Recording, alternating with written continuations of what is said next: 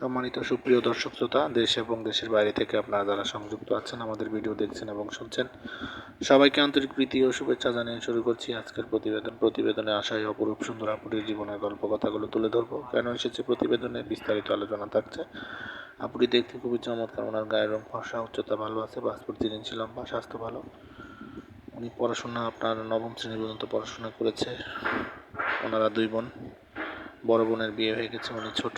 উনি বর্তমান বয়স ওনার 18+।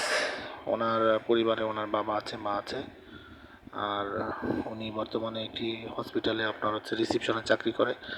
তো মেন সমস্যা হচ্ছে ওনারা আর্থিকভাবে অতটা সচ্ছল নয়। ওনার বাবা বর্তমানে অসুস্থ, ওনার মা গৃহিণী।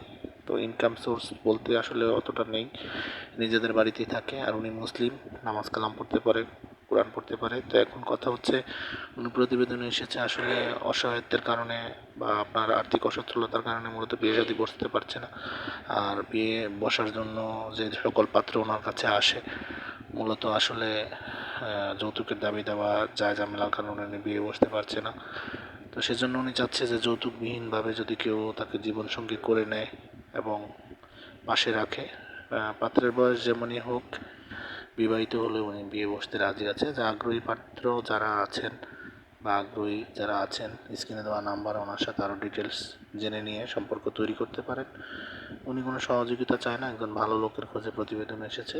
আপনারা যারা এই ধরনের পাত্রীকে জীবনসঙ্গী করতে চান, অতি দ্রুত ওনার সাথে যোগাযোগ করে ওনার নাম, ঠিকানা, ডিটেলস সব কিছু ওনার মুখ থেকে জেনে নেবেন। আর আমাদের চ্যানেলের ভিডিও ভালো লাগলে অবশ্যই একটি করে লাইক, কমেন্ট এবং ভিডিওটি শেয়ার করে আমাদেরকে সাপোর্ট করবেন। চ্যানেলটিকে সাবস্ক্রাইব করে রাখবেন, পাশে থাকবেন, সেই প্রত্যাশা আজকের মতো এখানে বিদায় নিচ্ছি। সবাই ভালো থাকুন, সুস্থ থাকুন, স্বপ্নের ছোঁয়া চ্যানেলের সাথে থাকুন। আসসালামু আলাইকুম।